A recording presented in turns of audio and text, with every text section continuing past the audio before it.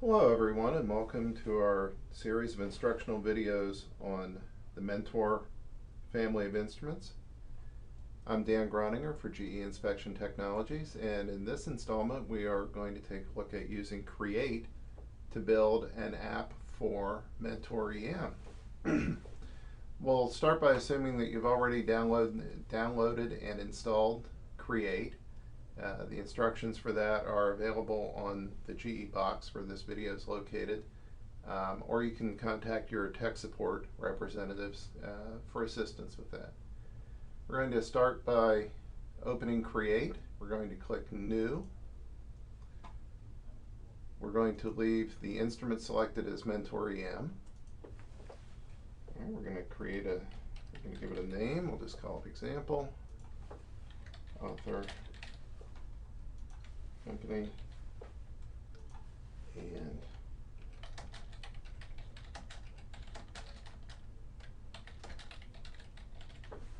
okay. Set our version number to 1.0 just to get started. If we wanted, we could choose a different icon. We'll just stick with the stock icon for an eddy current app for the moment. We'll save it. Okay. And you'll see it appears in our collection of apps down here. So if I double click on that app, again, there's the information that we just filled in. In our first step, we're going to come into Settings. We are going to scroll down to the parameter called Start Acquisition, and we're going to set that to On. All right, very important that we do that. That is the instruction that tells the instrument to turn on all of its eddy current electronics. If you forget to do that, your app will load and run just fine, but you won't ever see any eddy current data coming through. Okay. Next step is we come into Channel Configuration. And at the very top, we think about what kind of app do we want to run here. Pencil Probe is currently pretty much every kind of app that is not conductivity measurement. So pretty simple. You have Pencil Probe or conductivity. We're going to put together a simple app using one of our weld probes. So we're going to call that a Pencil Probe. All right, we're going to use one input.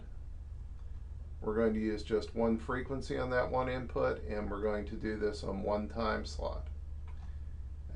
We are not going to use automatic gain control for the released versions of Mentor EM. That feature is currently disabled. That's for future use. And on our process channel, we're going to leave that off. This is where you would select if you wanted to use mix or dynamic gain compensation.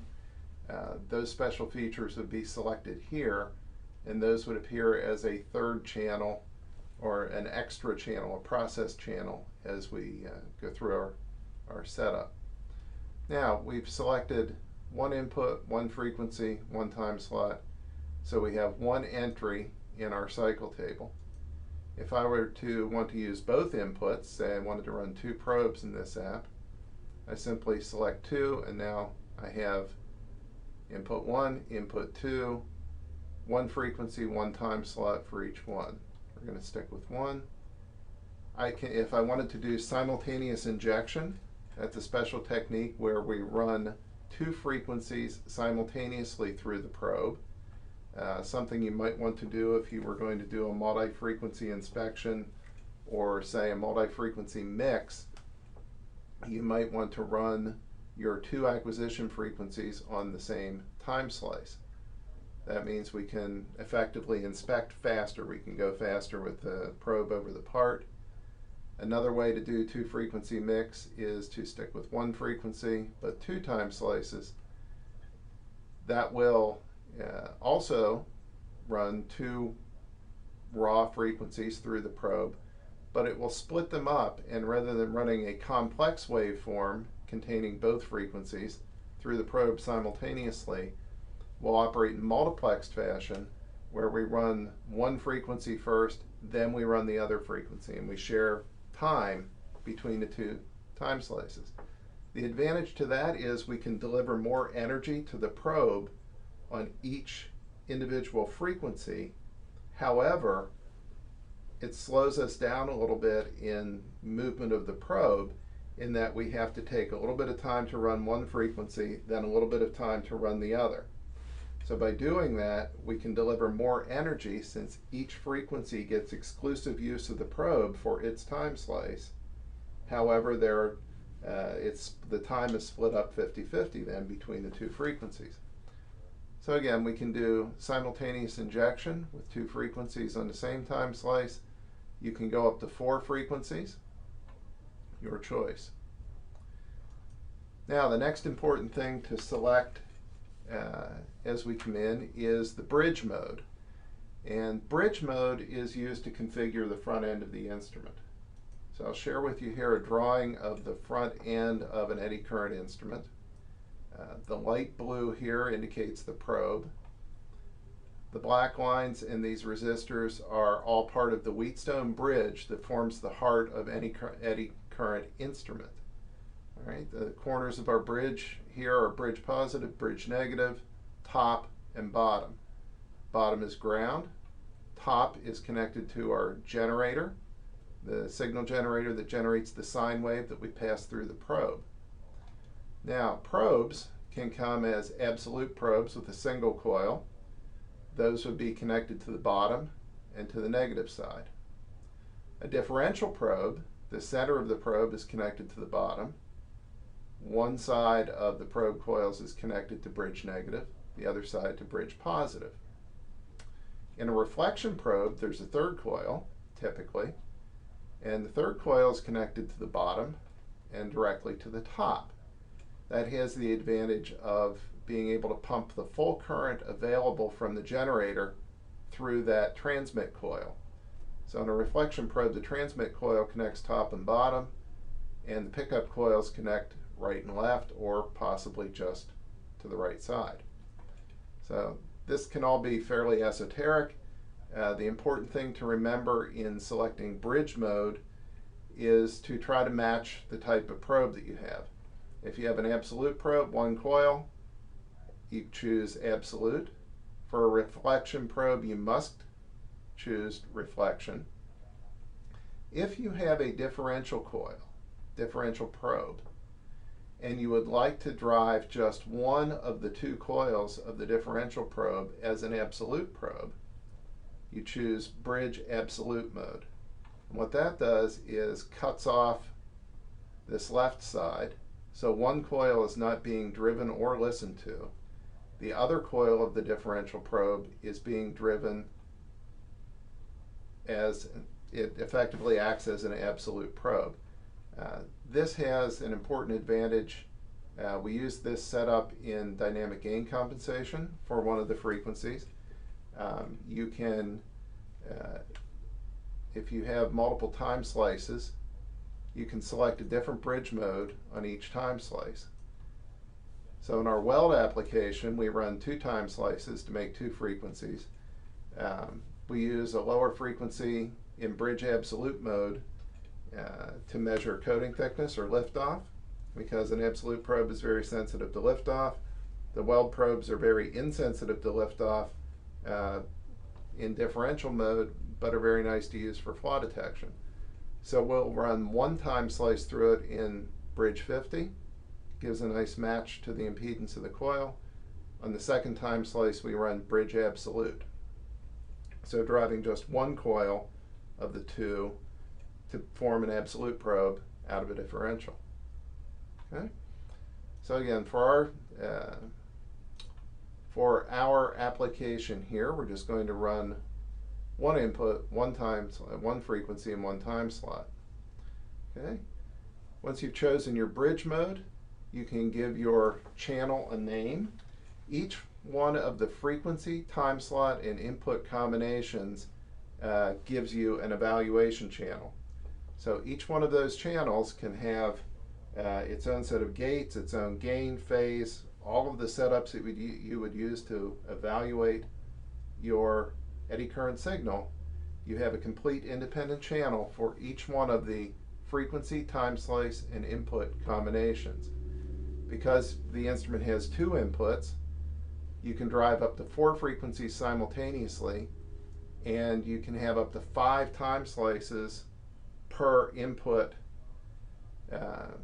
You have a total of 40 channels available to you. Now, most applications are only going to use one. In this case, we're going to use one. And we'll just call this our weld channel, for instance. So I can give the channel a name. Then I get to choose drive voltage and receiver gain. Now, some interesting things here. Drive voltage, if you're running an absolute probe, typically you want to keep this voltage low. That will help avoid saturation of the amplifiers. You can tend to get very large signals from liftoff effects and probe wobble and things from an absolute probe. Best to keep the drive voltage low, particularly on high frequency absolute probes. The coils tend to be small and fragile. It is possible to overdrive them. Okay? Receiver gain, your choice here of 22 dB, the middle choice, is a good all-around starting point. If you find that your probes are saturating the amplifier, so you put the probe down, balance, you lift off, and your liftoff curve has a serious knee in it, that's a good indication that you're saturating the amplifier chain. If that happens, just come in here, drop the receiver gain, and that should take care of any problems that you're having there. With a differential probe, running 22 dB or higher is just fine. Again, with an absolute probe, you might want to use a lower receiver gain. Now, one thing to be aware of, and we've gotten some questions on this, we've had people who change the receiver gain and they don't see any change in their signal. They'll up the receiver gain from 10 to 16 dB and they expect the amplitude of the signal on the screen to increase by 6 dB or double in size. That does not happen. All of our calculations compensate for changes in the receiver gain. So you don't see a change in the amplitude of the signal when you change receiver gain. All gain in this instrument is digital, so when you change your main gain X or Y, then you'll see changes in your signal on the Lissajous that you expect to see. If you change the receiver gain, we take that into account already in processing the data, so it nulls out and you won't see a change in your signal. The only thing that you use receiver gain for is to avoid saturation. So when your signal is behaving in a way that convinces you that it's saturating the amplifiers or saturating the probe itself, lower your drive voltage, lower your receiver gain. And again, we'll take the rest of it into account from there, but that's an important concept in the Mentor EM. So now that we've got our basic setup together, we're going to start adding some panels to our app. And just like we did in using Create for UT, we're going to have an introduction panel. And on our introduction panel, we're just going to put some static controls. So if you come over and select controls, these are static or informational types of controls. So let's say we're going to put a rich text box out here.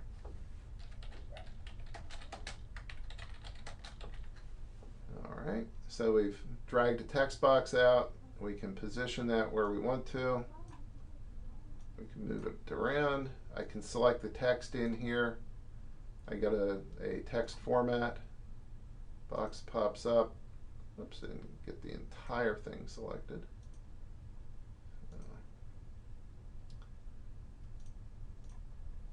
Yeah, we can do all the kinds of things that we would normally want to do with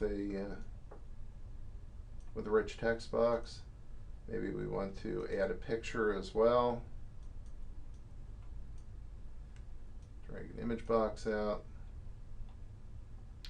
If I right click on the image box, I can say import image, and let's find ourselves a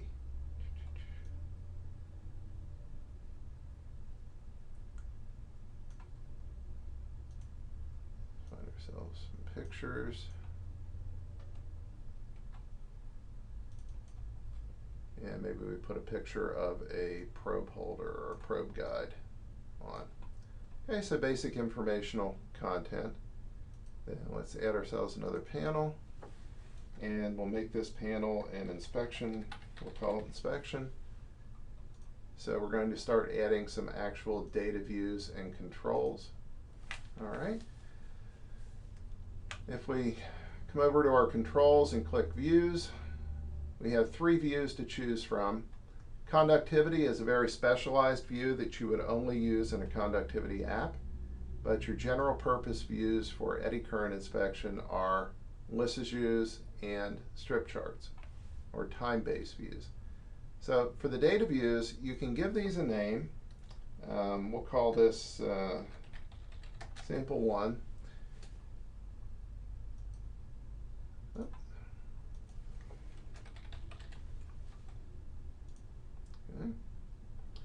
Now we've added a view. It's called sample for reference purposes here. I can drag this around. I can resize it. Yeah. One thing to notice as we move it and resize it, with the components property open associated with this, we get height, width, position, all that sort of thing. We can enable or disable menus on it. By default, all 3 menus are on. The EM display menu, or the EM setup menu, has eddy current related parameters on it. Display, and then gates and alarms are on the gate and alarm panel. If I wanted to keep my inspector from having access to gates, I can uncheck the box here, and that turns the menu button on or off. And when we run this on the instrument, that button would be either present or hidden as we go. If we want to avoid accidentally changing gain or phase or triggering a video balance by accidentally using that gesture on the screen, I can lock the entire data view. Now, if I have it locked, that means I can still access things through the menu buttons, but the gestures, the pinch and twist gesture or the double tap gesture to change gain, phase, do a video balance, or drag the origin around on the instrument, those will all be disabled.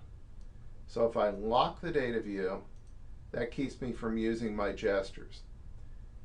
And you might want to consider that for when you're building your app and you have one panel for setup or calibration and a separate panel for inspection.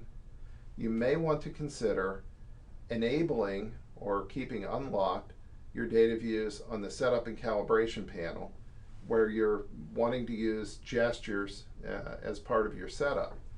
However, when you go to the inspection panel, it can be easy to accidentally make a change to setup by brushing your hand against the screen when you didn't intend to. And we've had some customers comment on, gee, I find myself accidentally making changes to setup and I don't want to do that. So that's where it might be handy to have 2 panels, one for setup, one for inspection. On the setup panel, you allow use of the gestures. Then you change to the inspection panel where, as the author of the app, you may want to lock gestures on those data views. Okay? When you come into, when you've got this set up the way you want, if you open a menu and you select the menu, click on the top of the menu, you'll find a list here under Components Properties of all of the parameters that are normally available in that menu.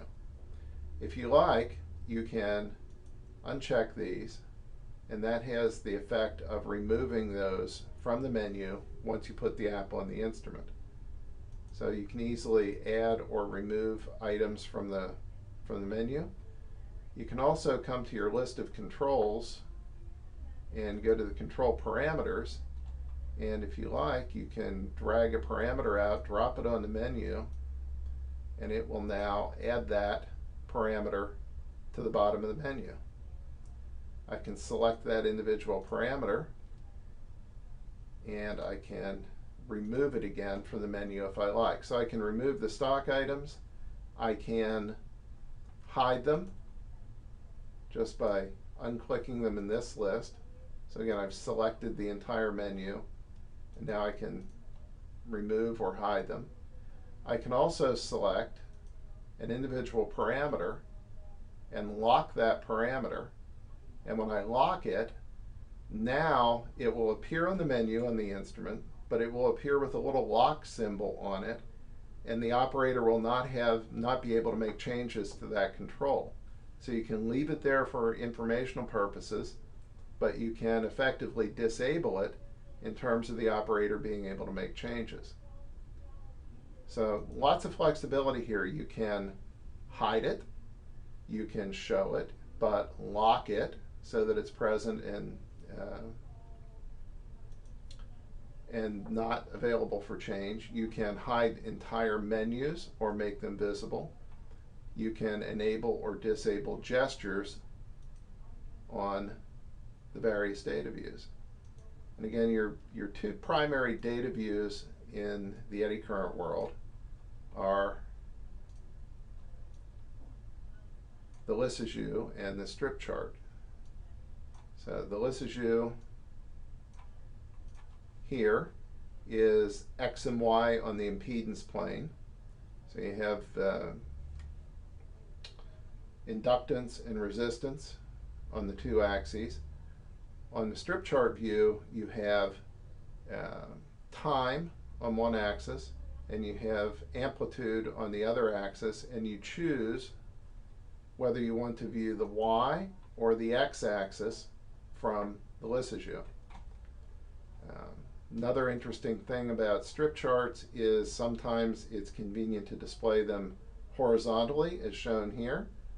But if I select my strip chart, come over here, say vertical,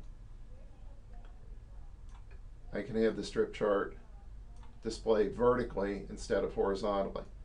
And that actually is a handy feature in EM, because if you set up a lissajou to be very large and effectively square, you can put a vertical strip chart beside it and still have lots of screen space used, lots of resolution to come in and interact with the gestures on both the strip chart and the lissajou. Okay.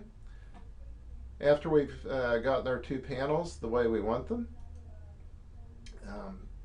one more important topic to discuss here is the difference between forced and inherited parameters.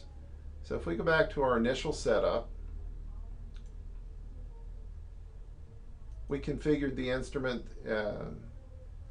with the frequency that we wanted to run. Let's say we want to run 100 kilohertz rather than 500, which was the default.